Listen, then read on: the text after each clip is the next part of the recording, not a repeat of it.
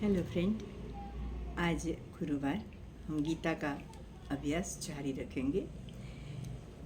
Last time we have seen up to 60 श्लोक्स of second अध्याय. Now today we will take three we will take, and first two we take together because they are interrelated to each other. तानि सर्वाणि संयम्य युक्त आसीत मत्परः वशे हि यस्येन्द्रियाणि तस्य प्रज्ञा प्रतिष्ठिता. This is 61. 62 is ध्यायतो विषयान् पुंसः सङ्गस्तेषुपजायते सङ्गात् सञ्जयते कामः कामात् क्रोधोऽभिजायते. Now these slokas are very important and are chanted in some of the Hindu houses daily. So यहाँ क्या कहा गया है? भगवान कहते हैं कि संपूर्ण इंद्रियों को वश में करके जो समाहित चित्त वाला है, संयमित मन वाला है, और जो मेरे परायण होकर मत परह, ऐसा शब्द भगवान यहाँ उपयोग करते हैं. इसलिए हम कह सकते हैं कि वो अपने को ईश्वर के रूप में प्रस्थापित करते हैं. मत परह, मेरे में परायण होकर, आसित, ध्यान में बैठे, और जिस पुरुष की इंद्रियां वश में होती है इसकी बुद्धि स्थिर होती है. तो क्या कहते हैं कि स्थित प्रज्ञ कौन होता है?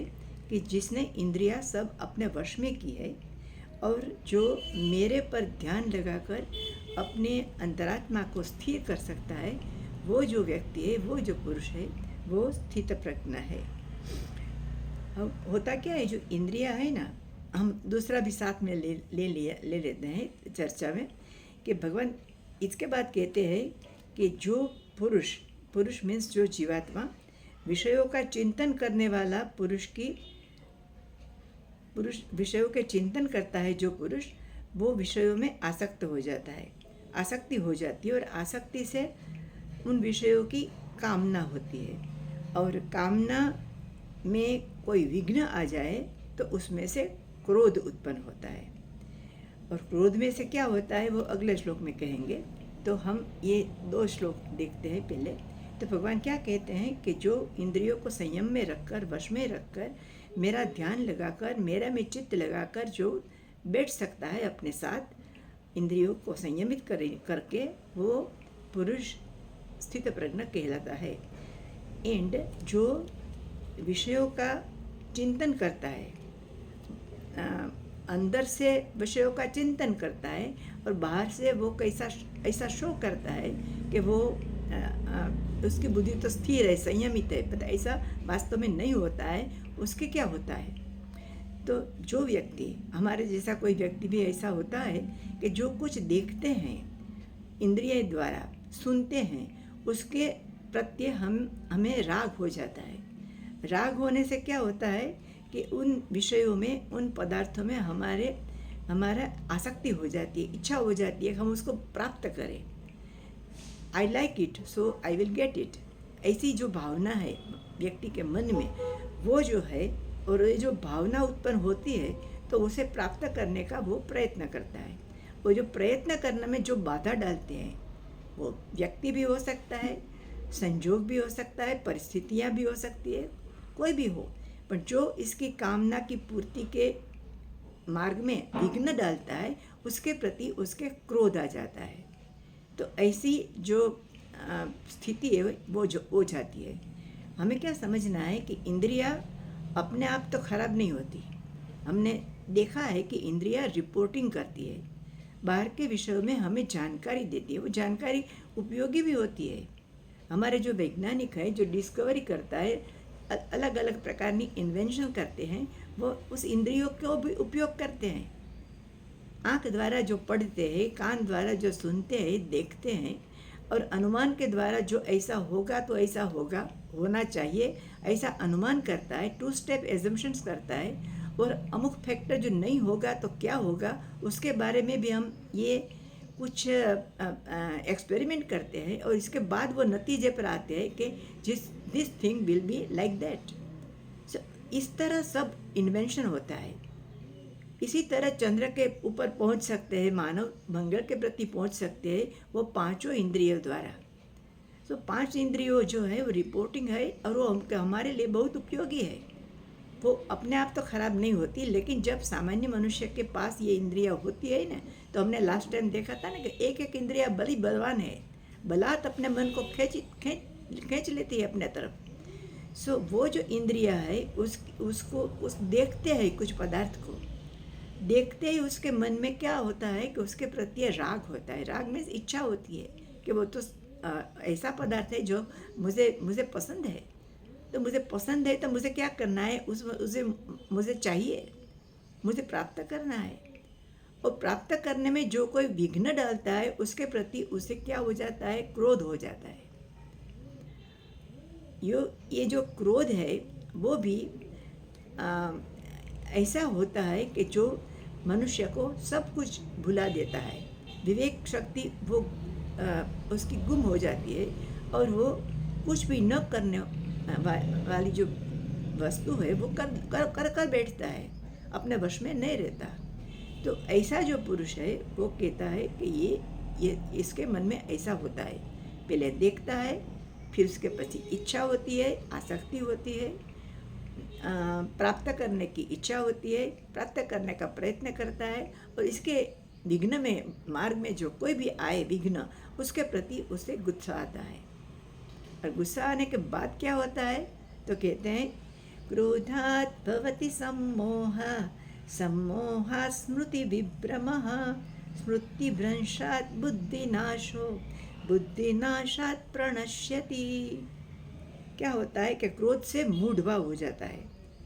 सम्मोह, मूढ़भाव मीन्स कि वो सब कुछ पहले के अनुभव का जो लेसन मिल रहा है उसको वो सब भूल जाता है, विवेक शक्ति उसकी गुम हो जाती है।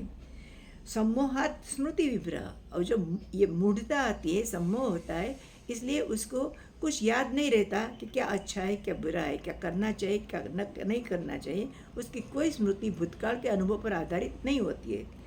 और इससे क्या होता है कि स्मृति भ्रंशात् बुद्धि नाश हो, और जो मोहित हो जाता है मन, तो उसकी बुद्धि काम करना बंद कर देती है, तो बुद्धि का नाश हो जाती है।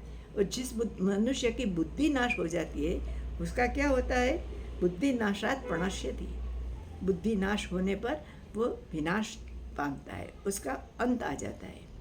कैसे भगवान ये क्रम बताते हैं ना कि इंद्रियों द्वारा जब पदार्थ को देखते हैं, राग उत्पन्न होता है, राग से इच्छा होती है, इच्छा होने से प्राप्त करने का प्रयत्न होता है आसक्ति होने के कारण, और ये प्रयत्न के बीच में जो कोई मार्ग में अवरोध आए तो उसके प्रति गुस्सा होता है। ये एक के बाद एक भगवान ने वर्णन किया है, लेकिन वो एक के बाद एक नहीं होता, सब एक साथ विदिन अ मोमेंट हो जाता है। और मनुष्य विदिन अ मोमेंट उसका जो आज तक की जो उसकी साधना है, उसकी जो प्राप्ति है स्पिरिचुअल मार्ग पर, और उसकी विवेक शक्ति जो प्रस्थापित अब तक हो गई है, वो सब लेकर जो मन है, इसके इंद्रियों के साथ मन चला जाता है और बुद्धि का कुछ नहीं चलता। तो बुद्धि का संबंध विवेक बुद्धि से है, डिस्क्रिमिनेशन से है। तो इंटेलेक्ट और डिस्क्रिमिनेशन जो बुद्धि है, तो हम तय कर सकते हैं कि ये अच्छा है, ये बुरा है, ये करने लायक है, ये करने लायक नहीं है। ऐसा हम तो तभी सोच सकते हैं कि जब हम इसके हमें विवेक बुद्धि है हमारे पास।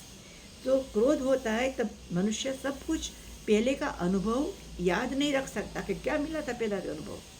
अभी देख लीजिए आप, ताज़ा दृष्टांत पाकिस्तान का, वो उसके ऊपर भारत ने यो पहलगाम के हमला का बदला लिया और हमला अटैक कर दिया ना। वो क्या बात करता है, झूठ चलाता है। वो तो कहता है कि हम 65 में जीत गए, 71 में जीत गए, 99 में 99 में जीत गए, सब युद्ध हमने जीता है।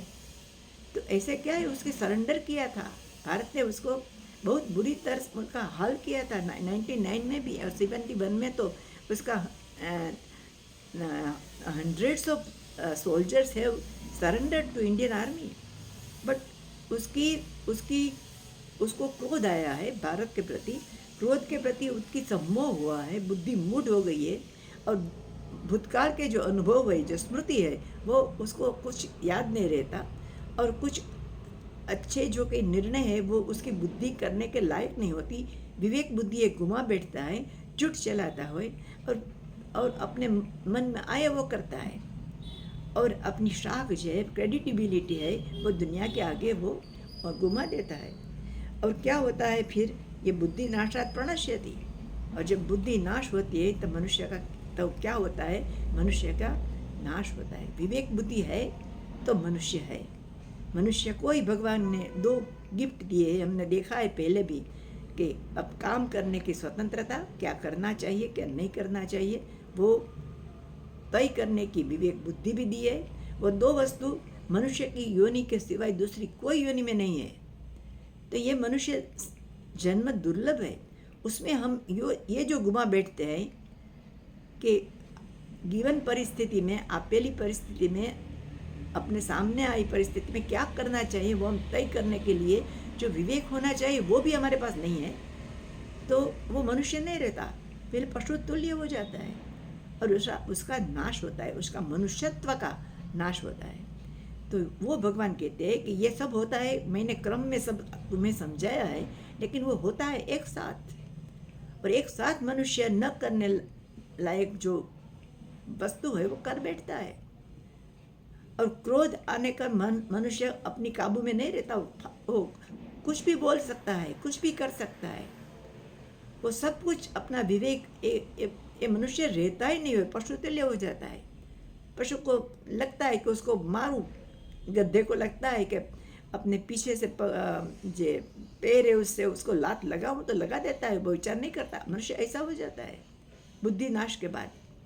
तो भगवान ये 3 श्लोक में ये समझाते हैं, और ये 2 श्लोक तो बहुत प्रचलित है कि क्या ध्यायतो विषयान् पुंसः संगस्तेषु उपजायते, संगात् संजायते काम, कामात् क्रोधो अभिजायते, क्रोधात् बुद्धि, क्रोधात् भवति सम्मोह, सम्मोहात् भवति स्मृति विभ्रम। स्मृति विभ्रम था वो हो जाए तो क्या होता है, बुद्धि नाश हो, और बुद्धि नाश के बाद प्रणश्यति। ऐसा है ये 3 श्लोक 63। इसके बाद का 4-5 श्लोक हम अगली बार देखेंगे। बाय, मिलते हैं। आप सब इस बार का सुन लेना सारी अच्छी तरह ध्यान से। अच्छा, बाय।